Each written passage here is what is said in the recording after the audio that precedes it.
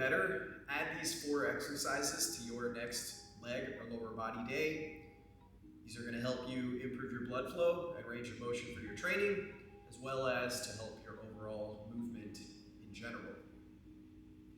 I'm going to show you these 4 different exercises.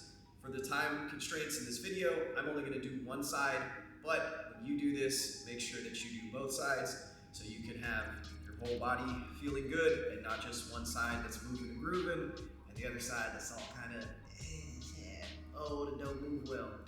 So, it's going to be 3 different types of exercises, starting with foam rolling, followed by some stretching, and then some mobility work. These are all going to work together in conjunction with one another to help you in the overall process of moving better, and it serves again as a great warm-up to use for a leg or lower body day. Now, first things first, you got the foam roller. Starting with foam rolling, we're going to hit your quads, specifically the lateral part of your quads, which is going to be this outside portion. So you want this roller, it's going to start from just below the hip to just above your knee. This is going to be the area that we're going to focus on. To start, you'll set up, place the foam roller just below your hip, get into a side plank position. With your arm, you're going to have your elbow stacked directly underneath your shoulder. And you want to press your whole forearm into the ground and not just driving through with like your elbow. Pressing your whole forearm into the ground is going to give you a nice, stable structure going from your hand, forearm, to your shoulder, to your obliques, and then into the quad that you're rolling. Top leg, you want to place this in front of you with your foot flat, so you can use this top leg here and this arm to pull and maneuver your body around the foam roller. So, to start, once you're all set up, we're going to move at about a 1 inch per second pace, starting from just above the hip, working your way to just below the knee or just above the knee. So you're pushing your body this way, going up, 1 inch per second pace, moving your body through the roller, and you're feeling for these little tender spots in the muscle. It's something that's probably going to make you go like, or like scrunch up, your hands are going to clench, your shoulders are going to shrug, something like that. Or you're just going to be like, oh man, that feels a little different. Once you find one of those spots, like this, stop. You're going to hold this for 30 seconds, at least 30 seconds. And while you're doing this, you want to breathe, relax, try to let go of any of the tension or scrunched upness or like scrunching your face or anything like that, because that's sending mixed signals to your body. And the whole goal of this is to try to get these muscles to relax. You are sending a signal of not relaxing by either contracting your fists, shrugging your shoulders, making this something like that. So breathe, relax, try not to let any of that tension in your body. After 30 seconds, you're going to repeat the process. So you're going to continue working your way down the roller, getting that roller closer towards your knee, looking for another spot. Same idea. Breathe, relax, 30-second hold. Now, as far as a warm-up goes, 2 minutes, I think, is a good amount of time for foam rolling. If you have more time, you can spend as much time as you want foam rolling, but for time considerations, warm up and just an overall training program, 2 minutes on each side is a good start. Again, if you have the time, you can spend as much time as you want, or if it's like a dedicated mobility recovery day, you can do that as well.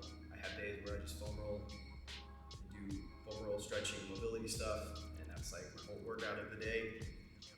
I mean, I can spend a whole 30 minutes, 45 minutes working out. So there's really no upper limit to that time, but again, for time considerations, 2 minutes is good, then you can move on to the next thing, which is the next thing. Time. Next up is going to be a hip flexor stretch, so you want to start this by getting into a kneeling position. One knee is going to be down, so your knee that's down, you want this knee directly underneath your hip. And with your other leg, you want that in front of you with your knee over your foot. From here, you're going to engage your glute that's on the knee that's down. So my right knee is down. I am going to flex my right glute. I want to keep this engaged the whole time. With that same side arm, so right knee down, right arm is going to reach up, and I'm going to bend my torso to the side with the front leg. So my left leg is up front, so I'm going to bend my torso just a little bit towards my left side, keeping this glute engaged, and this reach overhead, so you're going to feel this stretch come all the way up from the hip flexor up into the ribs. Same thing as the foam roller. You want to hold these for 30 seconds. Same idea, breathe, relax.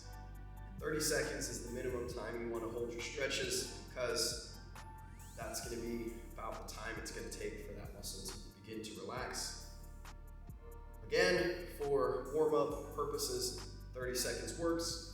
If you do have the time to do more. You can hold this for a minute, 2 minutes, whatever you want. So that's going to be your hip flexor stretch. The next exercise is going to be a quad stretch. Exact same setup as the hip flexor stretch. One knee down and under the hip. Other leg's going to be in front of you. Knee over the foot. Here, you're going to grab your shin and pull your heel towards your butt. If you don't have the flexibility and mobility to be able to grab your shin, you can grab your ankle and use this for now until you build up the mobility, flexibility to be able to do so. Grabbing your ankle will work, it's just not going to be as effective as grabbing your shin to pull. The reason being, you have more joints involved when you grab at the foot. So what's going to happen is you're going to stretch more of the foot and ankle as you pull from the foot, because that's the first joint involved that's moving, as opposed to the knee joint. Whereas if I grab the shin, my first joint is going to be the knee, so it's going to be a more effective pull and stretch on the quad. From here, squeeze the glute on your leg that you're grabbing. So I got my right leg grabbed, squeeze your right glute. Here, you're going to feel this hip open up a bit. It's going to give you a deeper stretch in through your quad. Again, 30-second hold. Breathe, relax, let the tension go. 30 seconds, you can hold it longer if you want. Another thing, if you find that you're having trouble balancing and holding your balance, you can take that foam roller, place it to your leg that's in front, and use it as a support to just kind of brace yourself and stabilize yourself. Remember, keep this glute engaged, hold that stretch, breathe, relax, and it's going to be your quad stretch. So, next one up is going to be a multiplanar hip stretch. Lastly, we got the multiplanar hip stretch, which, you guessed it, exact same setup as the hip flexor and quad stretch. So knee's going to be under the hip, front leg, knee over the foot. Now, if you need a deeper stretch, you can always start with this front foot further ahead. So that's going to give you more range of motion.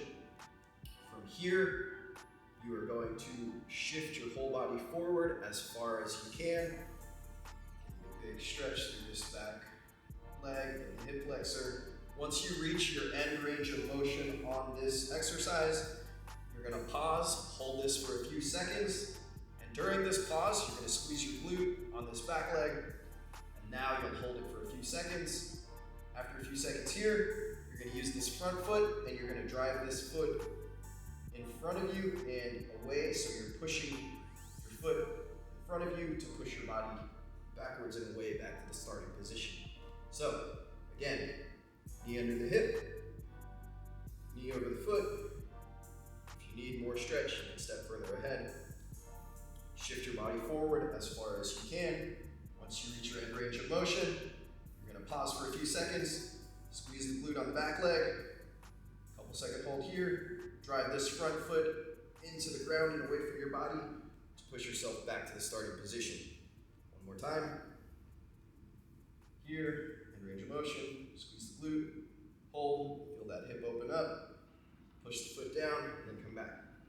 Do that for about 10 reps, and then we'll go to the next one, which is going to be out to the side. So you're going here, same setup. The only difference now is that front foot is now the side foot going out. So foot, knee in line. Now you're shifting your body towards that outside leg as far as you can. Pausing for a few seconds, just hold the stretch. You're gonna get a big stretch through the inside of the leg.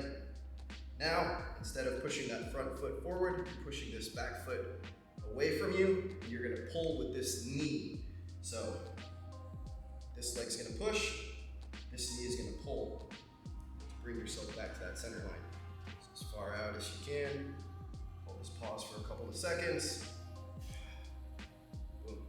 So shift your body out, knee stays in line with that foot over the toes here. So now I'm pulling with this leg that's further away, pushing that front foot or side foot back to come up.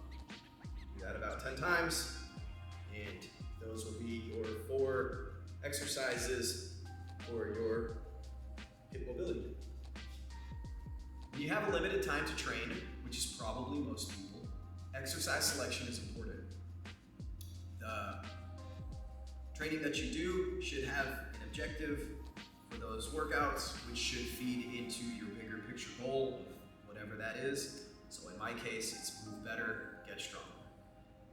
So my workouts for my move better portion, which would be something like foam rolling, stretching, mobility work, feed into, that's my move better section, and then my get stronger section of my training feeds into that. So everything is kind of one cohesive unit that flows together, which is going to give me the best result for what I want. That ties into my bigger overall picture for my training goals. All right, well, I hope that helps, gives you some ideas, gives you some things to try out and ways to help you move better, learn some new exercises. If you do have any questions, let me know.